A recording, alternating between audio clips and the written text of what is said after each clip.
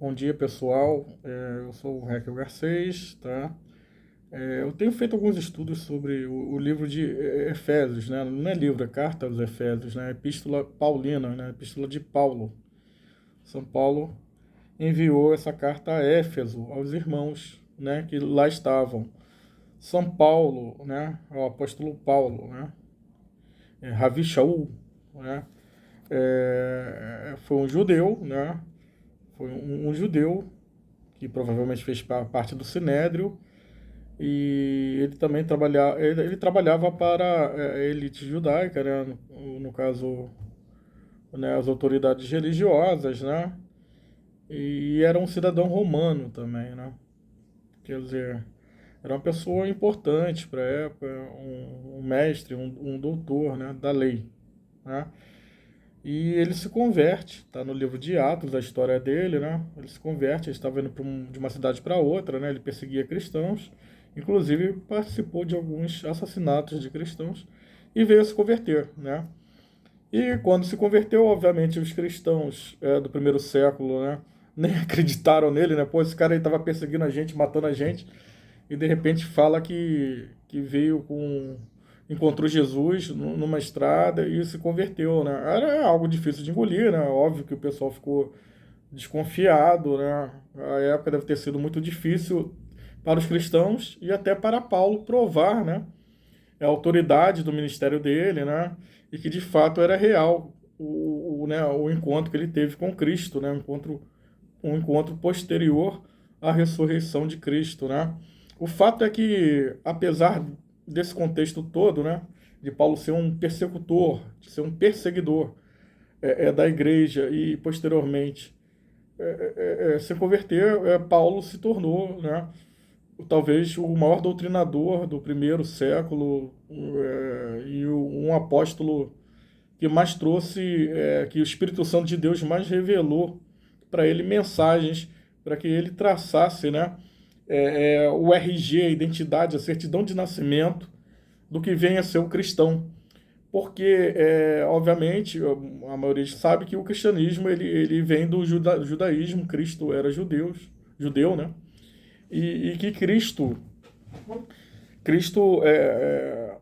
ele traz a mensagem, traz o evangelho, traz a boa nova, né? E que quebra vários paradigmas judaicos, né? E, obviamente, tensionou a relação, né, com os líderes judaicos, no caso, especialmente os fariseus, né? Tinham, no mínimo, ali 4 facções judaicas, né? Que eram os fariseus, saduceus, tinha os zelotes, que eram violentos, e tinham os essênios, que viviam afastados no deserto, com um estilo de vida totalmente diferente, de isolamento, né? Como se fossem monges em mosteiros, né? E os que lideravam, né, religiosamente Israel eram os fariseus, né, os escribas, fariseus, saduceus, e Cristo sempre combatendo o legalismo, né, porque eles, por exemplo, se consideravam sem pecado, né, por isso que Cristo trabalha essa ideia de pecado, de salvação, né, porque e fora tantas injustiças, né, que a lei que era impossível de ser cumprida, né, iria causando ali. E Cristo traz, né, a mensagem de redenção, a mensagem da graça, a graça que liberta, ele, Cristo, né, sendo ele o Filho de Deus. Então Cristo traz novas ideias, né, e mais do que ideias, conceitos, mais que isso tudo, ele traz a redenção, né, traz a redenção, traz a salvação, né, pela graça, né. As pessoas no Velho Testamento, a gente acredita num Deus triuno, né? Deus Pai, Deus Filho e Deus Espírito Santo. Aonde que se você fundamenta essa trindade, né? A trindade você vê no próprio batismo do Cristo, né? Quando João Batista o batizou, né? A pomba do Espírito de Deus, né? Deus falando, né? E o próprio Cristo ali, né? Que é o Filho de Deus. Então você tem Deus Pai, Deus Filho e Deus Espírito Santo. Você tem, e em várias outras passagens bíblicas, né? E até mesmo em Gênesis, né? Quando você lê Bereshit bara Elohim, né? Esse plural majestático, né?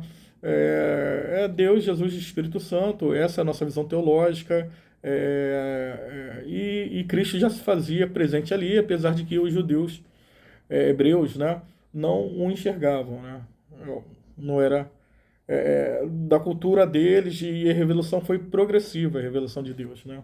Ela vem ali de Gênesis a Apocalipse, e você vai vendo que Deus vai se revelando, e é cumprido, né, em Cristo, né, o maior plano divino, né, que é a morte, né, expiatória, o sacrifício vicário, substitutivo, né, Cristo morre por nós, né, por amor, né, amarás teu Deus sobre todo o teu entendimento, e amarás teu próximo como a ti mesmo.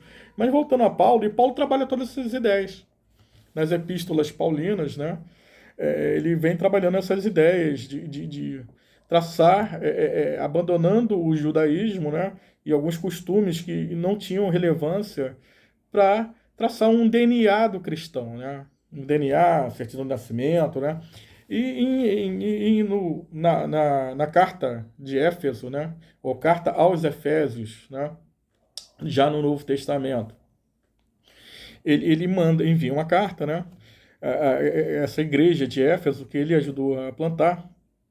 O apóstolo Paulo fez várias viagens missionárias, tá? Após a conversão, ele teve contato com os outros apóstolos, né? Que houve ali atrito, porque Paulo era um perseguidor da igreja, e aí ele é enviado, e também sempre foi uma personalidade muito forte, né? De Paulo, né? E ele acaba sendo enviado, ou ele mesmo vai fazer missões, cumprindo o ID de pregar de Cristo, né? E vai a várias cidades que tinham relevância, né? Aquela época, né? Na época do primeiro século, e uma das cidades importantes, e boa parte daquela região, a gente está falando de Israel, norte do Egito, Oriente Médio, Europa, né? E Ásia Menor, né? Hoje seria a Turquia, né? Era dominada por Roma, né? Então Paulo ele ia a importantes entrepostos comerciais romanos, cidades, né, romanas avançadas para aquela época, e lá levava o evangelho, né? Ele ia de barcos naufragados, se não me engano ele passou por dois, três naufrágios, foi preso várias vezes, foi espancado. Onde que eu posso ler isso tudo? Começa no livro de Atos. Aí você vai lendo as epístolas dele, compra um dicionário bíblico, compra, se puder, livros que vão tratar sobre a vida de Paulo, Bíblias anotadas e uma série de Novo Testamento interlinear em grego. Quer dizer, você consegue fazer vários estudos, se aprofundar e ver vídeos de teólogos sérios, né? No próprio YouTube. Tem teólogo sério, tem padres que trabalham muito bem a figura de Paulo, pastores protestantes históricos que trabalham bem a história e vida de Paulo. Posso indicar aqui o pastor Augusto Nicodemos, que trata muito bem de várias pregações de Paulo, o Hernan, pastor Hernan Dias, filho, eu acho, esqueci o nome dele agora, o Rodrigo Silva, embora ele seja adventista, eu faço embora porque há diferenças doutrinárias, mas ele é muito bom do ponto de vista arqueológico e até bíblico, ele leva a palavra de Deus. Se você quiser conhecer mais também, você pode frequentar a PIB do Rio, que fica aqui na região central do Rio de Janeiro, eu falo do Rio de Janeiro, tá? Você pode frequentar a PIB do Rio, Primeira Igreja Batista do Rio de Janeiro, que fica na rua Frei Caneca 525. Lá nós temos o pastor Ivan e toda uma equipe. E o pastor Ivan é um homem culto, é um mestre, tá? É um doutor na palavra de Deus, um professor, uma boa pessoa, né? E para quem for da comunidade São Carlos, tem o pastor Rafael Longo. Tem o pastor Rafael Longo na comunidade Pão e Palavra, já dentro da comunidade do São Carlos, tá? Irmãos, se você quiser estudar teologia, tem o Seminário do Sul, que fica na José Regino, tem o Betel, que fica no Marechal Rondon, e tantos outros seminários, tá? É bom que o seminário seja reconhecido pelo MEC, ou que tenha uma história, uma tradição, né? No meio religioso, né? Para que o irmão não vá estudar em locais que ainda não estão adequados, para que o irmão no futuro venha exercer algum ministério, né? Tem que ser um local. Vou estudar teologia, estuda um local que tenha uma história, que tenha tradição, que tenha respeito, porque várias pessoas anteriormente, né, na origem, né, dessas instituições, se dedicaram, foram sérias, e nós temos que respeitar todo esse processo histórico, tá? E é justamente isso que a gente está fazendo. Eu estou lendo a Bíblia Sagrada, eu estou numa NAA, Nova Almeida Atualizada, tá? Eu estou aqui numa Bíblia NAA, tá? E vou falar um pouquinho sobre Efésios 4, 17 a 24, né? Que, assim, tem um subtítulo, que obviamente não vem no texto original, né? Já é dessa Bíblia de estudo, que fala assim, sobre a nova natureza. É Paulo já traçando a identidade do cristão e assim se separando, né, do judaísmo, porque muitas pessoas se converteram e as pessoas, obviamente, né, de outras religiões e até judeus, elas estavam ainda enraizadas em suas religiões. E isso acabava sendo um obstáculo para o cristianismo, porque as pessoas não assimilavam ainda o que Cristo estava falando, por exemplo, em João 4, quando ele fala: a hora vem, a hora em que os verdadeiros adoradores adorarão o Pai em espírito e em verdade. Né? Pô, o que Cristo estava falando ali? Eles estão no contexto naquela passagem ali, mas Cristo já estava falando sobre a libertação do templo, daquela ideia de que eles tinham uma ideia que Deus estava ali preso no templo, que Deus era físico, concreto, né? E que somente nos templos se podia adorar a Deus, né? Você tinha que, por exemplo, caminhar quilômetros para ir para um templo, né? É tipo uma romaria, digamos assim, né? Vai para uma romaria, para o templo da cidade tal, como ocorre na Igreja Católica. Eu não estou querendo ofender a Igreja Católica, mas você é uma pessoa templo, que você busca Deus, sendo sincero, orando na tua casa, entra no teu quarto, fecha a tua porta e faz tua oração. E óbvio, procura teus irmãos para viver na comunidade cristã, para você se desenvolver, para você ser bênção na vida dos outros, para as pessoas serem bênção na vida de você. E é óbvio que numa comunidade humana você vai ter problema, você vai ter, às vezes, desgastes. Eu estou há 30 anos na igreja. Você pode ter um problema ou outro, mas se teu foco é Cristo, você vai relevar isso tudo e vai seguir em frente, focando em Cristo, né? O alvo, né, do cristão é Cristo. E lógico que as pessoas pensam, a igreja tem problema. Lógico que a igreja tem problema, é composta de seres humanos. Se você for num clube, se você for fazer parte da administração, ou até mesmo num lazer, num clube, você vai ter problema, ou no partido político, no teu trabalho, qualquer lugar que haja aglomeração de ser humano, tá? O ambiente é perfeito? Não, não é. Não existe. Deixa de ser inocente, deixa de ser infantil, meu irmão. Achar que você não vai ter problema em nenhum lugar. Ultrapassa isso, vence isso, segue em frente. Segue em frente, porque você tem que ser um ser humano maduro, né? E um cristão maduro, tá? E os desafios são muitos. Bom, vamos lá. A nova natureza, né? Epístola aos Efésios, que é uma carta, né, que Paulo envia aos Efésios no século 60, 62, aos irmãos que estão em Efésios, né? Provavelmente se congregava na casa de alguém, ou em alguma catacumba, porque o cristianismo era perseguido e era religião de escravo, de pobre, de gente humilde, simples. É, é, e aí, o apóstolo São Paulo já estava preso, né? Ele já estava preso porque ele era uma afronta, acabou virando uma afronta a Roma, porque os cristãos não pregavam, não prestavam culto a Roma, os cristãos não adoravam imagens, então a pregação do cristianismo ela incomodava governos e comerciantes. Até hoje, né? Governo e comerciante, principalmente comerciante de imagem, né? Tem um incidente no livro de Atos, aí eu aconselho que o irmão depois leia o livro de Atos, vai ver lá que, como Paulo não adorava imagens e o cristianismo pregava contra imagens, né? Até o judaísmo, né? E um comerciante de imagens vai atrás de Paulo, tenta bater, matá-lo, e Paulo é expulso de Éfeso, após estar lá 2, 3 anos em Éfeso. E em algumas dessas viagens missionárias, Paulo, obviamente, seu discurso o incomodando, ele era preso, né, acusado de atentar contra Roma, né? E, salvo engano, quando ele envia essa carta de Éfeso, ele está na prisão domiciliar em Roma. Tá? Mas não é objeto dessa pregação, tratar dessa prisão de Paulo, né? Vamos falar sobre o RG, né? A nova identidade do cristão. É, aí vem aqui, Efésios 4, de 17 a 24. Isto, portanto, digo e no Senhor testifico. Não vivam mais como os gentios, que vivem na vaidade dos seus próprios pensamentos, tendo o entendimento obscurecido, separados da vida que Deus concede, por causa da ignorância em que vivem, pela dureza do seu coração.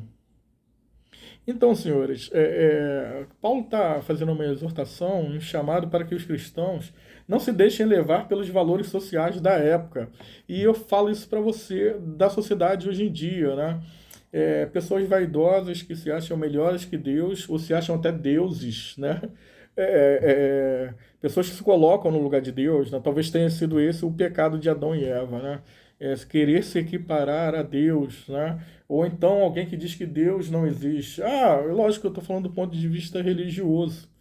Do ponto de vista científico, ninguém pode falar que Deus não existe ou que ele exista, né? Vai ser sempre uma interrogação. A humanidade, eu acho que um dos maiores problemas da humanidade é aprender a conviver com a interrogação, conviver com a dúvida. É aprender, nem tudo vai ter resposta. Até porque se Deus é infinito e eu sou finito, como eu vou definir Deus se ele é maior que tudo, né?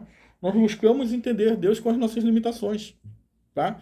Então, senhores, Paulo está falando aqui, havia um problema com o cristianismo naquela cidade e com o ser humano, que era o pessoal se deixava levar pela influência dos poderosos da época.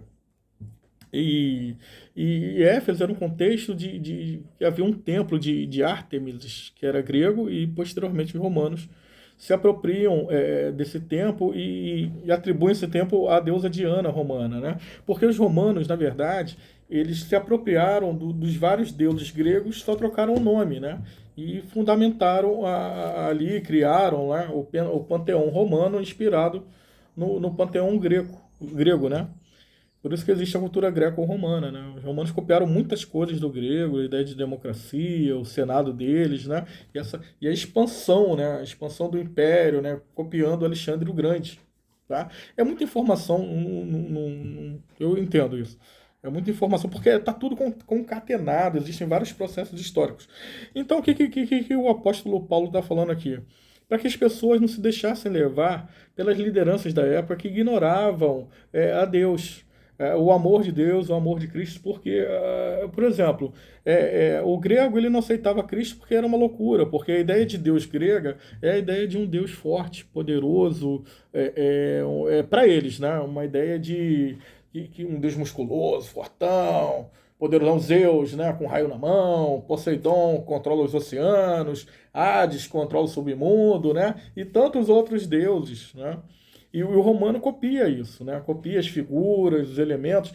Isso para quê? Para usar esses elementos para manipular as pessoas. Mas dizem isso do cristianismo hoje em dia, também dizem. E houve algum processo histórico cristão que tenha feito isso? Também tem. Houve manipulação, infelizmente, desvirtuando a própria palavra de Deus em várias ocasiões históricas. Entendeu? Há quem sustente que após a igreja se tornar oficial em Roma, né, e com propriedade, né, houve uma manipulação. Senhores, sempre que envolve política e religião vai dar problema. Crente não tem que ser nem de esquerda nem de direita. Por exemplo, estou contextualizando agora, né? Esse negócio de botar que não sei o que é Deus, isso, negócio de política, o cara está querendo usar ali a gama religiosa, o público religioso para seus fins, tá? Bem, o cristão tem que olhar para Cristo. E é justamente isso que tem a ver aqui. Ó. Isto, portanto, digo no Senhor, testifico, não vivam mais como gentios. Gentios são as outras pessoas de outros povos, que vivem na vaidade de seus próprios pensamentos, né? Tendo o seu entendimento obscurecido, separados da vida que Deus concede por causa da ignorância em que vivem. Quer dizer, a ignorância aqui é em relação a Deus, tá? Essa ignorância. Porque é o seguinte, é óbvio que eles tinham acesso, não era igual hoje em dia, né? Mas eles tinham informação sobre outros deuses, eles viviam aquelas práticas ali, porque Éfeso era uma cidade grande, comparada, né? Não é comparada, mas naquele contexto, era mais ou menos 200 mil pessoas vivendo lá, transitando, pessoas do mundo inteiro, norte da África, Europa, quer dizer, da Ásia Menor. Então, Éfeso era uma cidade como se fosse Londres, Nova York, Rio de Janeiro, uma capital do mundo, digamos assim, né? No caso, né, um entreposto de Roma, né? Então, assim, conhecimento eles tinham. A ignorância a qual Paulo se refere aqui, na verdade, é a ignorância em relação a Deus. A gente vê muita gente poderosa, rica aí, que a vida é destruída, às vezes vive numa aparência numa mídia social, no Facebook, no Instagram, ou até mesmo na televisão, né? Ou nessas mídias que tem por aí, Twitter, WhatsApp, seja lá o que for. As pessoas com uma vida aparentemente boa, mas de valores péssimos, né? Boa economicamente. Às vezes tem dinheiro, mas a mensagem, o estilo de vida dessas pessoas é horrível. E é sobre isso, essa é a ignorância, né? Ignorância, ignorar os valores de Cristo, porque na verdade, você sendo cristão ou não, se você ler o Evangelho, você vai ver que o que é pregado por Cristo são bons valores. Isso é inegável, são bons valores. Você amar a Deus, amar teu próximo, como Ele, Cristo, nos amou. Você se abnegar, você ser humilde, você se esvaziar de si mesmo, para que procure entender o outro, né? Procure ajudar, auxiliar o outro. Isso não é ruim. Você ser altruísta, né? Você pensar no outro, né? Alter, né? De outro, né? Quer dizer, isso não é ruim. Se a sociedade vivesse efetivamente assim, seria bem melhor, né? Médicos, advogados, enfermeiros, juízes, delegados, administradores, prefeitos, governadores, presidentes. Seria uma sociedade muito melhor. Você tem dúvida disso? Se as pessoas efetivamente pensassem no próximo, se não fossem corruptas, mas isso talvez seja utópico, a humanidade talvez nunca chegue a isso, porque infelizmente as pessoas querem guerra, querem contenda, querem briga, né? Por isso que Cristo traz a ideia já né, no primeiro século de reino de Deus, né? Que a porta é estreita, né? E que o caminho lá conduz à perdição, né? Nós devemos buscar a Cristo, né? Bom, óbvio que eu falo de uma perspectiva da minha fé, eu sou protestante histórico, né? E eu creio nisso por opção, tá? Depois de tanto questionamento, tanto estudar, a gente chega numa assertiva simples, numa conclusão simples, que você crer em Deus ou não é uma opção sua. Sempre vai ser isso. Entendeu? Eu escolhi crer em Deus, eu quero crer em Deus, apesar de todas as injustiças que existem no mundo, apesar de tudo, eu quero crer em Deus. Então é uma opção mesmo. Entendeu? Eu não vou ficar dando justificativas, ou ficar em embates religiosos, ou discutindo com cientistas, até porque tem cientista cristão, a ciência ela não é empecilho para a nossa religião. Podem caminhar juntas, você pode se valer de filosofia, sociologia, antropologia, tantas outras ciências, né? Para estudar a palavra de Deus, até porque os estudiosos da palavra de Deus, né? E vários cientistas acadêmicos vieram do estudo da Bíblia, né? Da Bíblia, pois é. Eles vieram do ambiente religioso, né? Eram padres, sacerdotes, e aí eles foram estudando outras ciências, desenvolvendo e se libertando da igreja, e o protestantismo tem grande papel nisso, porque com a reforma protestante de Lutero, né? No século XVI, de 1500, né? Começa-se a sustentar a laicidade, né? A separação de igreja e Estado. Isso foi importante para o desenvolvimento científico, né? E aí nós temos acesso a várias pesquisas, né? E houve acadêmicos, aí eles começam a questionar a existência de Deus, os acadêmicos, né? É normal. O problema não está no questionamento, o problema está na tua conclusão, o que você vai fazer com isso e na tua opção. Bem, senhores, voltando aqui, e aí vamos contextualizar aqui. Então, por causa da vida que Deus concede, por causa da ignorância que vive. Então, a gente viveu na ignorância pela dureza do seu coração, tendo se tornado insensíveis, eles se entregaram à libertinagem para, de forma desenfreada, cometer todo tipo de impureza. Eu estou aqui na carta de Efésios e acabei de ler o versículo 19. Então, senhores, tendo tomado tendo se tornado insensíveis, eles se entregaram à libertinagem para, de forma desenfreada, cometer todo tipo de impureza.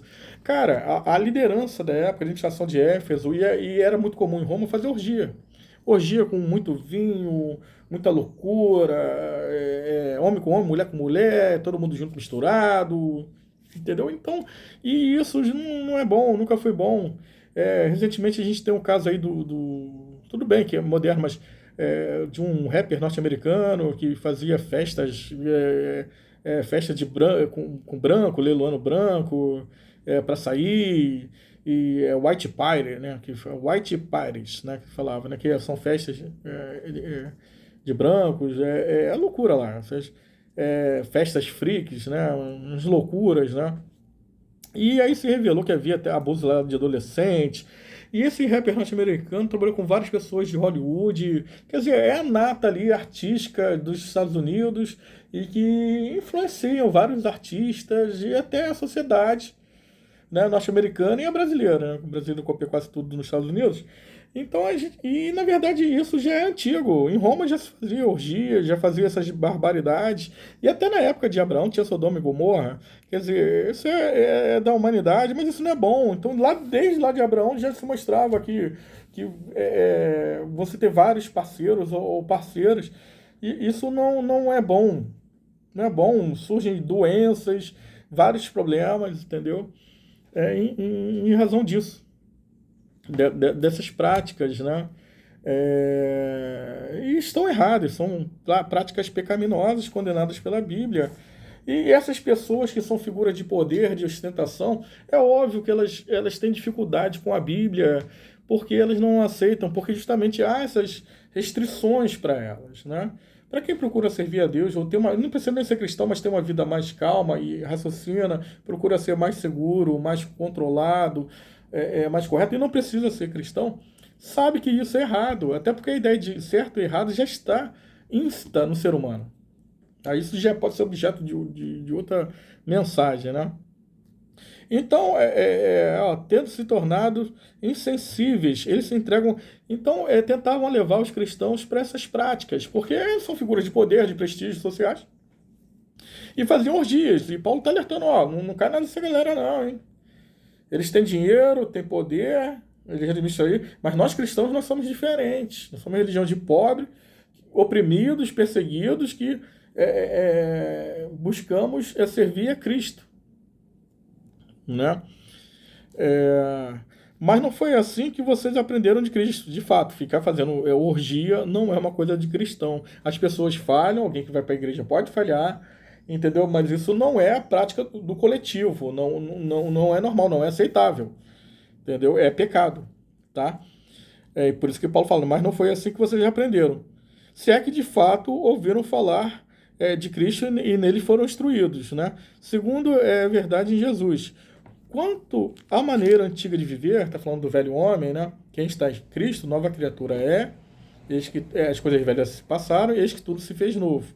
Quanto à maneira antiga de viver, vocês foram instruídos a deixar de lado a velha natureza, que se corrompe segundo desejos enganosos.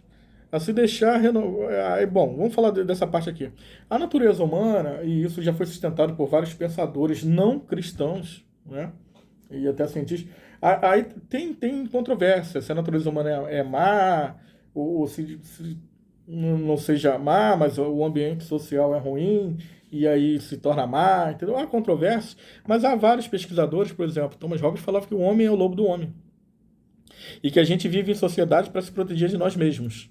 Então, não só ele, mas como outros pensadores também.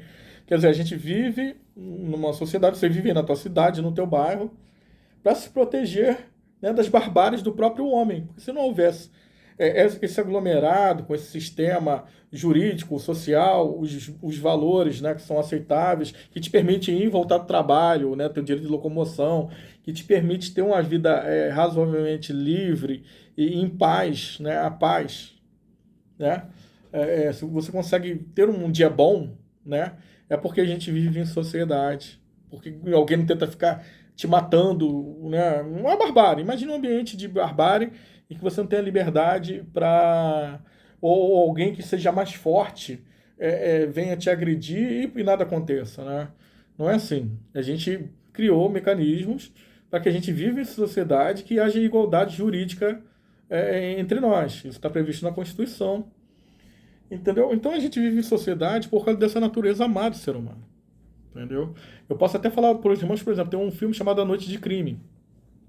É um filme que fala o seguinte, é um filme forte, violento, mas o filme traz a ideia do seguinte, nós vivemos em sociedade e nesse filme ele permite que um dia, na verdade uma noite, né? Uma noite, de 7 às 7, seja permitido cometer todo tipo de crime contra qualquer pessoa. E ali a gente vê ali a barbaridade, né? E aí a pessoa pode ser vingar do patrão, de um ex-cônjuge. E aí o filme traz essa ideia de durante 12 horas tudo é válido. Você pode matar, esquartejar, fazer o que quiser. Aí mostra mesmo, né, a essência de muitos. Não estou falando que todos são assim, mas que se deixar a pessoa iria igual antigamente, as guerras, né? Os impérios um invadindo o outro. Ocorre as guerras hoje em dia, imagina antigamente. Entendeu? Então a nossa natureza é complicada. E Paulo fala, ó, se livra dessa natureza, porque a natureza cristã é diferente. Ah, mas qual é a natureza do crente? Paulo vai responder aqui no texto. Por isso que o subtítulo é a nova natureza do cristão. Quanto à maneira antiga de viver, vocês foram instruídos a deixar de lado a velha natureza. Quer dizer, o velho eu, né?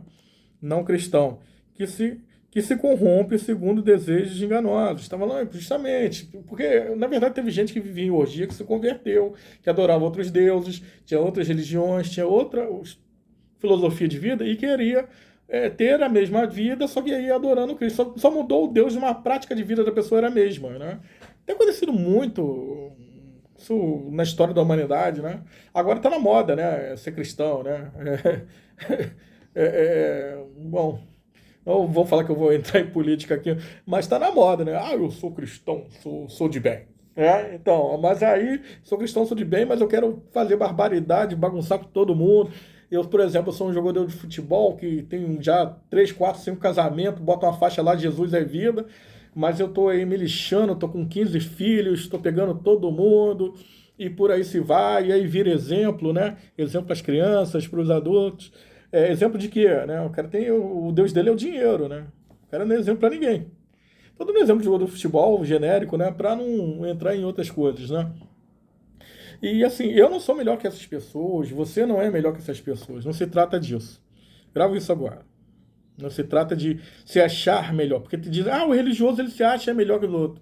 Não, o verdadeiro religioso ele sabe das suas limitações, sabe que é um ser humano cheio de defeitos e que o que se postula é levar o amor de Deus e uma sociedade melhor. Ah, você é hipócrita. Meu querido, eu sou cheio de falhas. Eu, os pregadores, cristãos de outras religiões, então todo mundo é hipócrita. Se a gente não visualizar um ideal e não lutar por isso, o que a gente vai fazer da vida? Então quem idealizou a democracia é um hipócrita. Porque ela funciona em alguns momentos e não funciona no outro. Não, a pessoa idealizou a democracia, né, o governo do povo, para o povo, porque é um ideal. E a gente luta por esse ideal. Em tantas outras coisas. Isso não é hipocrisia querer o bem ou buscar o bem. Somos falhos. Temos que lutar para melhorar. Né? Eu falei dessa coisa do hipócrita, porque na verdade eu vejo gente sustentando que todo religioso é hipócrita, ou toda pessoa que vem falar de religião. Há um ataque muito grande contra o cristianismo, ou contra o judaísmo, ou contra o islamismo, ou contra qualquer religião. Porque, tudo bem, as pessoas têm direito de ser ateus. Um ateu não é meu inimigo, pelo contrário, é meu próximo. Mas tem essa coisa de, agora é como se fosse uma evolução ser ateu, né? E um demérito você ter fé, né? Eu, respeitosamente, acho isso equivocado. A pessoa tem que ser boa independentemente de religião, de fé, ok. Apesar de que a fé vai ser dirigida para outra coisa, porque nós sempre acreditamos em algo, mesmo que não seja religioso, né? A fé sempre vai existir. E aí Paulo fala que a nossa natureza ela se corrompe segundo desejos enganosos. E os desejos enganosos são isso tudo que eu estou falando para os irmãos aqui. É achar que pode fazer o que quiser, acha que pode fazer orgia, se acha melhor que os outros, é arrogante, é soberbo, é no trabalho, em casa, na família, no relacionamento entre cônjuges. É você se achar melhor que o outro. E isso é muito comum. As pessoas não assumem, não. Mas a maioria das pessoas se acham melhor que o outro. Estão sempre competindo, estão sempre tensionando as relações, estão sempre. Tem gente que tenta diminuir o outro. Então, os desejos enganosos que essas pessoas, aí Paulo fala não cristãs, né, gentias, né, não se deixem enganar por elas, né, porque os seus corações estão obscurecidos, é isso, elas estão cheias de si, se achando melhores, orgulhosas, avarentas, soberbas, arrogantes, entendeu? E Paulo está alertando, ó, e essas pessoas têm poder, dinheiro, influência sobre as outras porque administram cidades, empresas e hoje em dia as redes sociais. Agora eu posso falar de hoje em dia. E ali eles estão lançando mentiras sobre inimigos ou sobre pessoas. Então há vários grupos e essas relações vão se tensionando. Entendeu? Então toma cuidado, porque eu prefiro focar em Cristo, particularmente sobre eleição e voto, eu nem voto mais, tá? Não perco mais meu tempo. Tá? Para mim é perda de tempo, mas isso é pessoal, tá? Vou voltar aqui a Bíblia aqui. Que se corrompe segundo desejos enganosos, a se deixar renovar. Aí fala aqui para você, para o cristão, se deixar renovar no espírito do entendimento de vocês e a se revestir da nova natureza, da nova natureza, criada segundo Deus, em justiça e retidão procedentes da verdade. A verdade é Cristo. Aqui Paulo está falando, justamente falando para que a pessoa deixe o velho eu e foque na proposta de Cristo, que é pregar o evangelho, que amarás teu Deus e amarás teu próximo como a ti mesmo. Tá?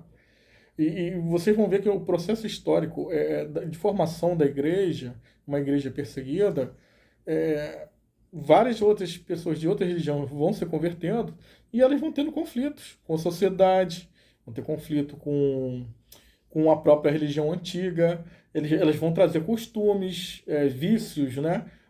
Costumes e vícios da outra religião. E Paulo está mostrando para elas, ó, agora é diferente, tá?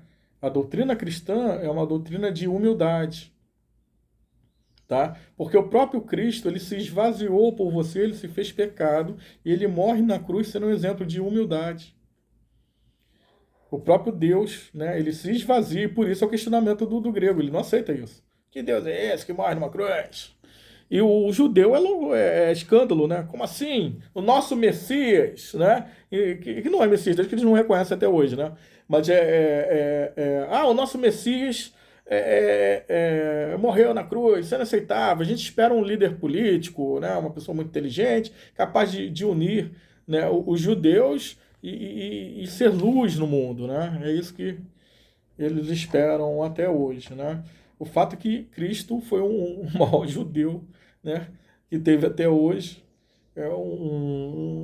tá presente na história e como o Gandhi disse, né?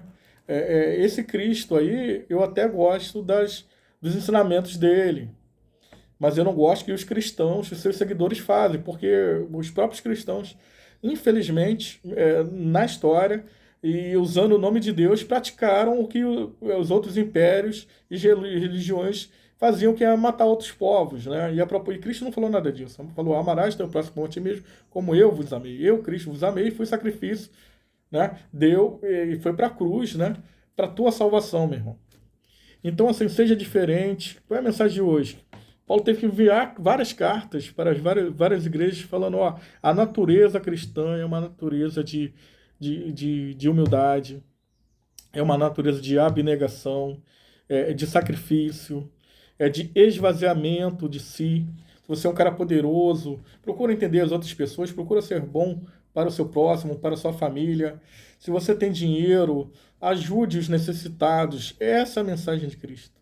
Ajude o pobre, ajude a viúva, ajude o irmão. Quando falharem com você, procura perdoar, entender, né? O que levou a pessoa a fazer aquilo ali. Não quer dizer que você vai aceitar o que é errado.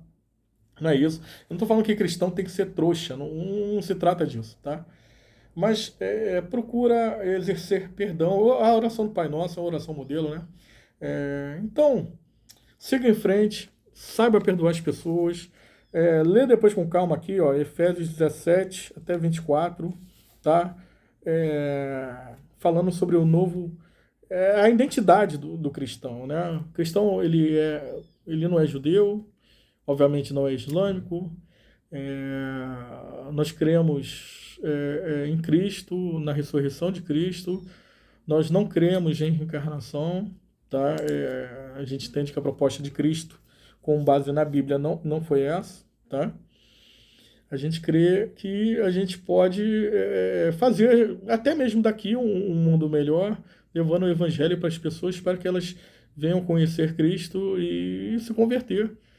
E também, independentemente se a pessoa vai se converter ou não, que a gente acredita que a gente pode ter um mundo melhor, pode fazer da sociedade algo melhor e servindo as pessoas, tá? De várias maneiras, como eu já falei várias vezes, mandar um cristão lá para orar no hospital, um capelão, nos presídios, acreditando na ressocialização daqueles que queiram, que podem se ressocializar, na igreja. Procure uma igreja protestante, séria, histórica mais perto de você, uma igreja católica, seja lá o que for. Louve a Deus, tá? Um grande abraço para você, me estendi muito nessa palavra, mas que Deus nos abençoe, que perdoe as nossas falhas, Senhor, que a gente saiba perdoar o próximo. E em nome de Jesus, seja conosco. Te peço perdão pelas minhas falhas, abençoe a vida do meu próximo, dá prosperidade, felicidade a eles, Senhor. Dá cura para aqueles que necessitam. Oramos no teu nome, amém, meu Deus.